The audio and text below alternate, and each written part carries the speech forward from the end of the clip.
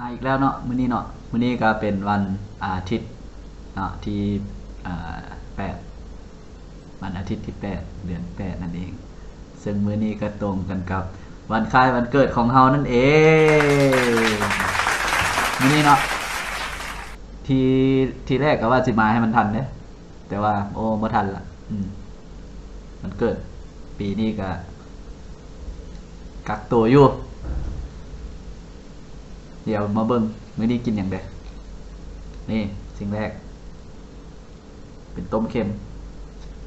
อาหารโรงแรมมาเมื่อกี้นี่กันนี้คณะหมูกรอบจะหมูกรอบแล้วเนาะเพราะว่าเอาใส่ตู้เย็นไว้ตั้งแต่คืนนี่แล้วกันนี้เป็นปิ้งปลาปิ้งทบ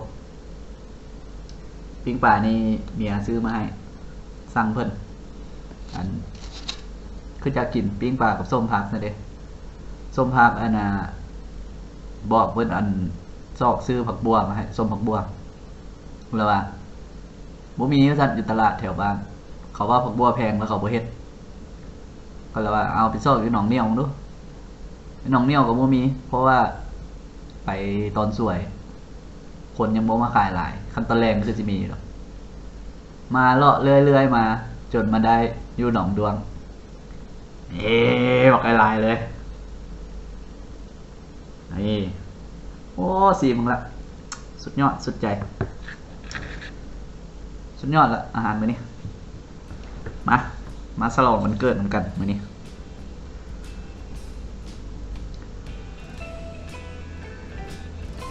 กำลังหิวอยู่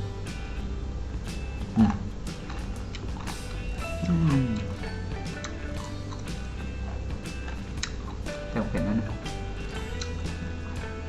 จุดเนาะ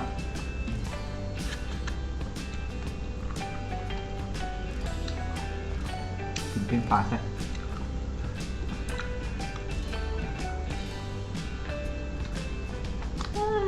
สุดเท่านั้นแหละ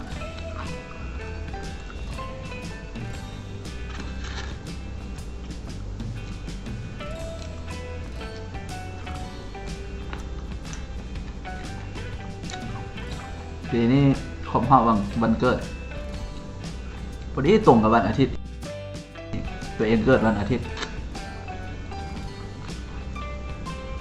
ถึงว่ามาเบิ่งปฏิทินอีกเทื่อนึงส่วนมันสิครบรอบวันอาทิตย์อีกแม่นปี2027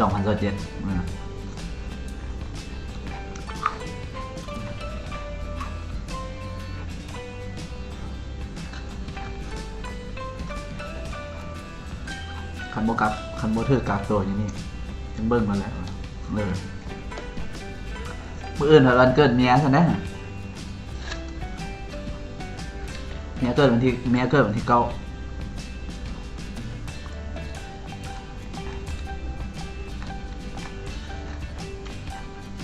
รวมกันอยู่ได้ค่อยสิมาให้มันทันนะฉลอง2 มื้อ 2 คืนข้ามคืนเลยฉันเลยมาโอ้ยปีหยนบ่เป็นใจพี่น้องเลย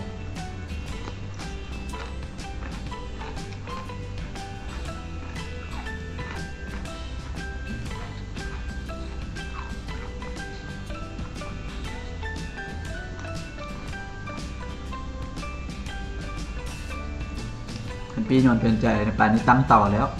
อยู่นั้น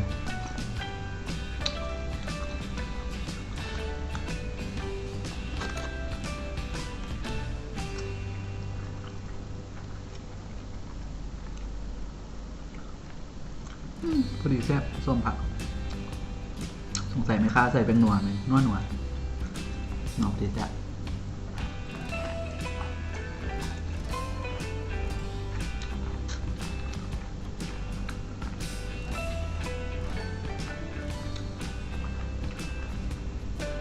ส้มผักบัวเนี่ยอันดับ 1มักอันดับ 1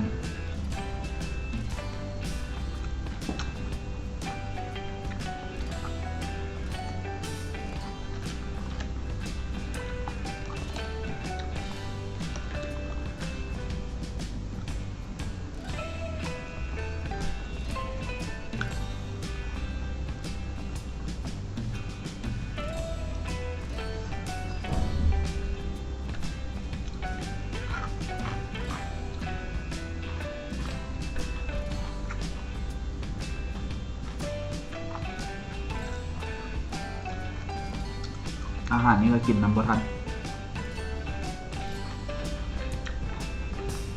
โรงแรมพระเจ้าก็ให้หลายตัวเองก็เป็นคนกินน้อย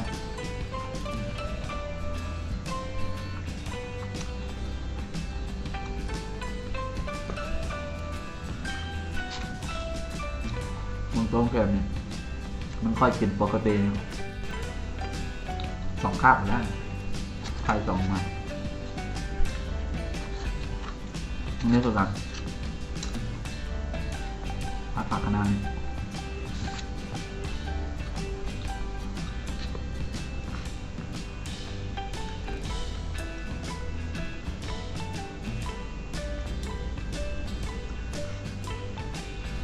แต่ว่าเรา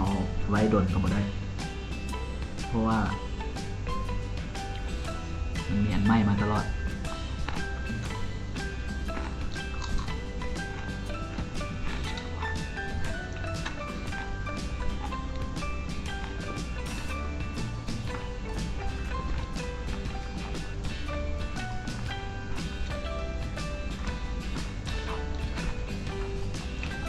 จับเบิดทุกอย่างโดยเฉพาะปิ้งปลากับส้มผัก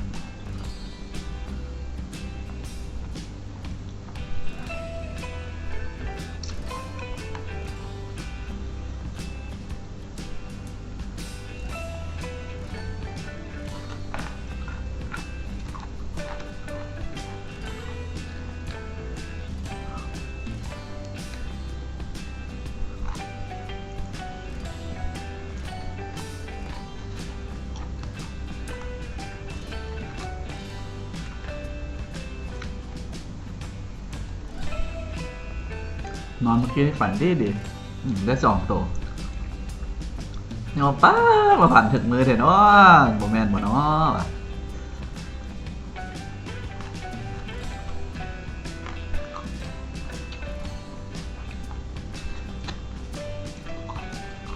ฝันถึงเมื่อวันที่ถึงวันเกิดตัวเลขไปออกมือวันจันทร์เนี่ยหรือจัดกันหน่อยบ่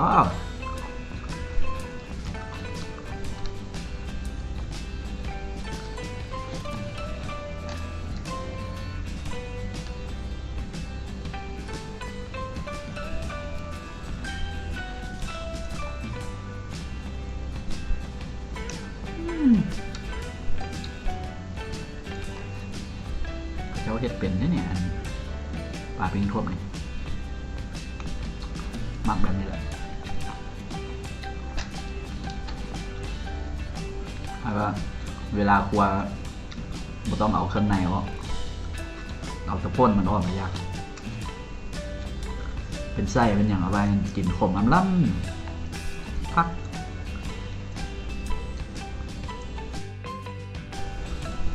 ซื้ออยู่ใส่บดลืมถามซื้ออยู่หนองเหนียวซื้อหนองเหนียวเป็นปลา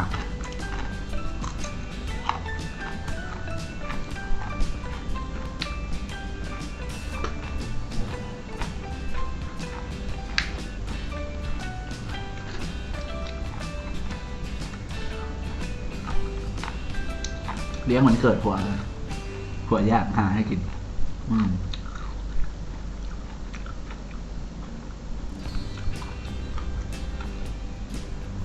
ส้มผักบัวนี่สร้างเพิ่นแต่มันมาหอดมือทำอิดมือทำอิดแบบเอาส้มผักบัวกับปิ้งปลาดุกเป็นเด็กแกงดอกไม้สั่ง3 อย่างนี่ไปซอกส้มผักบัวมีส้มผักบัวเลยได้ส้มผักกาดข้าวผักกาดครับมักเตือนแต่ว่ามักส้มผักบัวหลายกว่า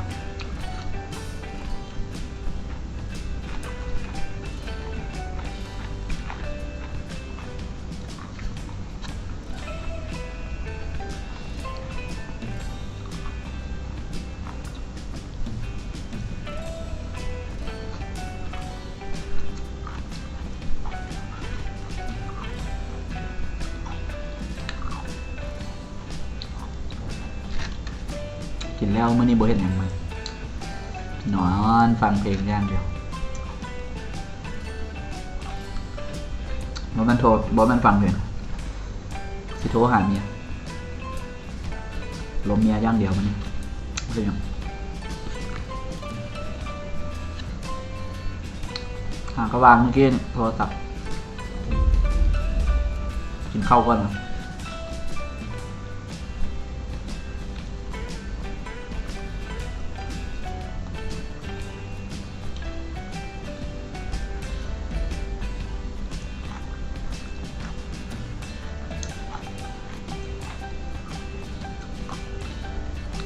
มื้อนี้กับมื้อที่11แล้วเด้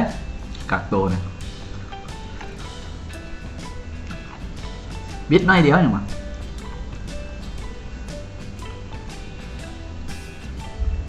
บิดวันเกิดน้อยเดียว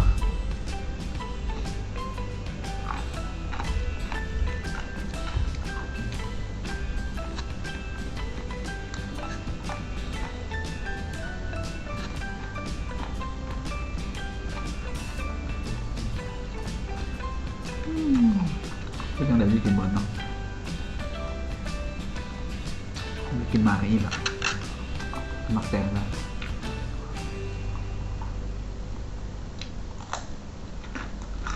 ค่อยเป็นคนกินข้าวน้อยแต่ว่ากินดุมื้อนึงกิน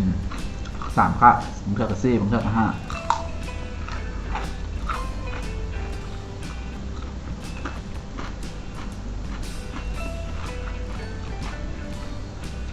ตอนแรงๆก็ยากเองเดิมมันกันเอง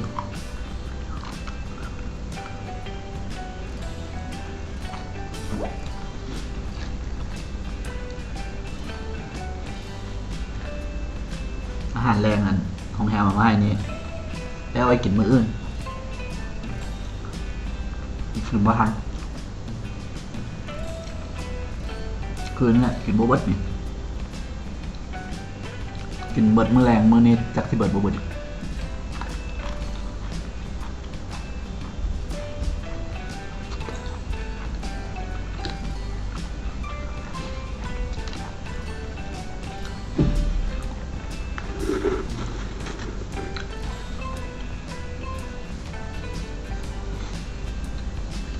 ต้มน้ำไม้เมื่อวานนี่กระยัง2 หน่อเสียวเอามากินโอ้บ่มีบอลวางละโต๊ะเต็มแซ่บอยู่เหมือนหน่อไม้จำเจียวกะปิเมื่อวาน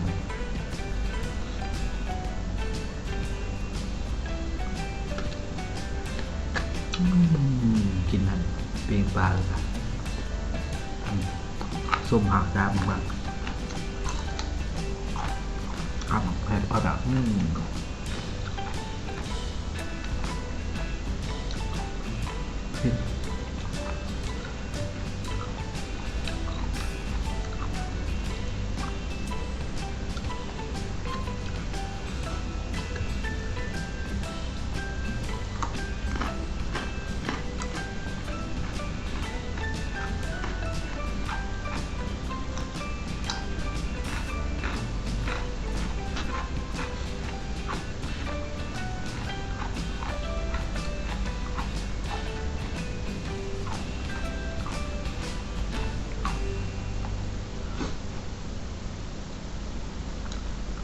มื่อนี่แม่ที่มาจักสิสั่งเพิ่นว่า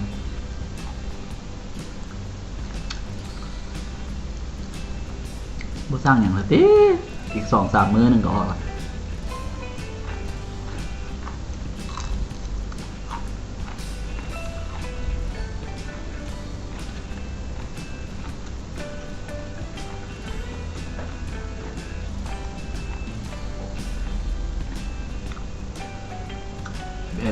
2 3 4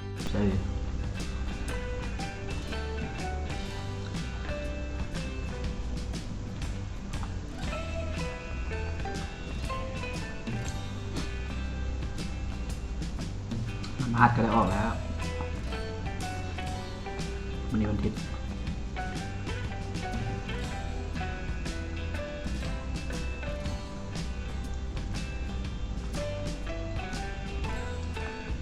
ที่เพิ่นมาเก็บเงินค่ากวดโควิดครับ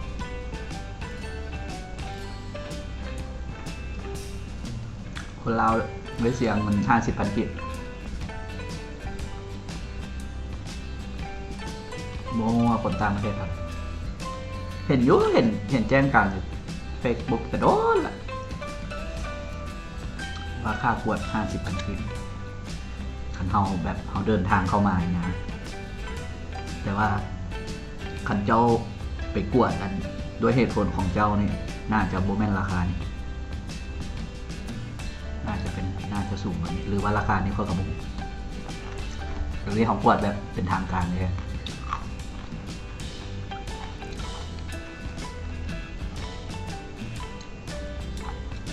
แล้วว่ามันเป็นกฎระเบียบอะไรซะบ่อยกวดอะไรกวดคันเขาเข้ามา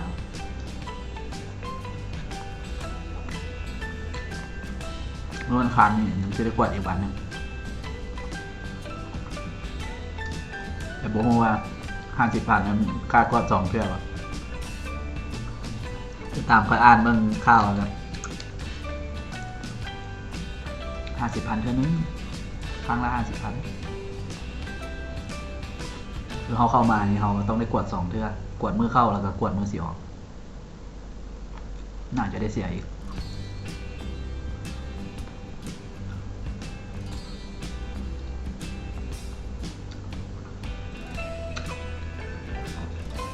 เสียเพราะเสียอยู่50,000เขาขนาดนั้นเขาซื้อเนี่ยก็คือเขาขายเขาซื้อมากวดเองนะ100,000 ปลายราคาประมาณ 300-400 บาท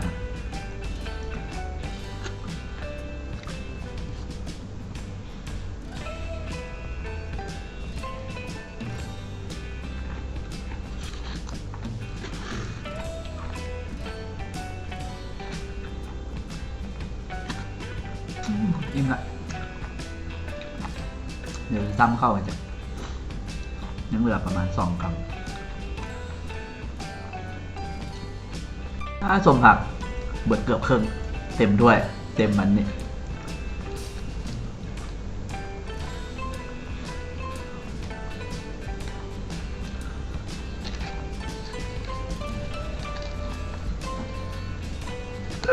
โอ้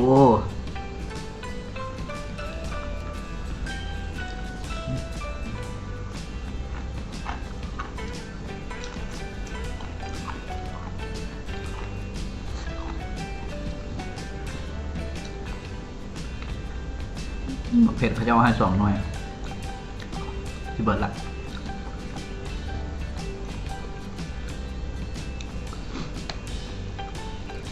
งั้นได้บอกเมียมาให้ละเผ็ดหนูเล่น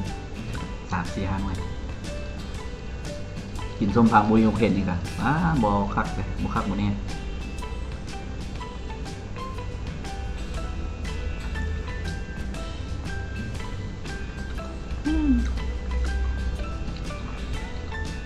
มักอันขมขี้มันถูกไหมนะขมดีแซ่บ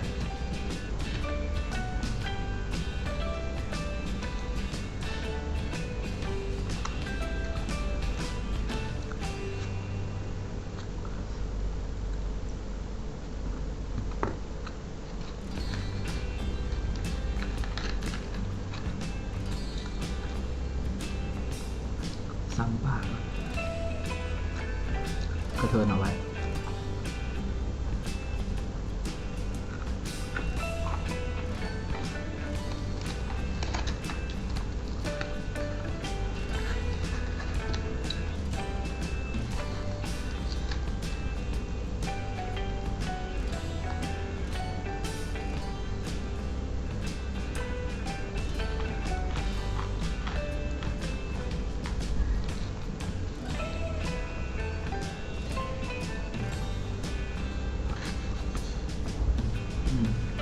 คำสุดท้าย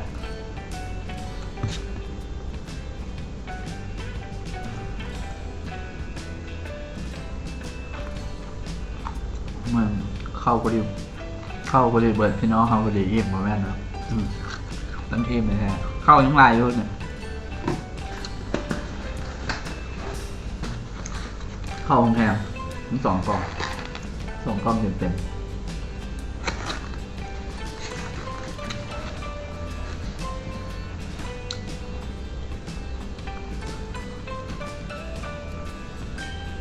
กินบ่ทันเข้ากัน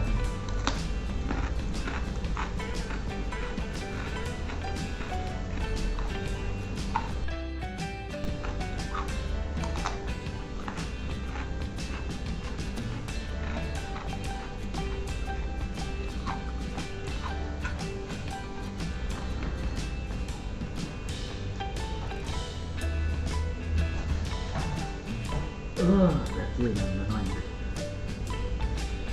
สลองมันเกินไหมเนี่ยกินแบบเสี่ยวเนาะ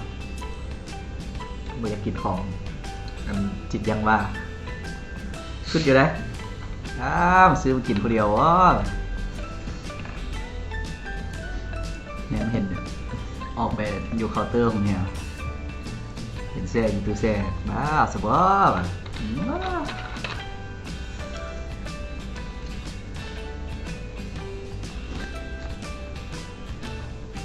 ยังบ่คิดยากเถอะ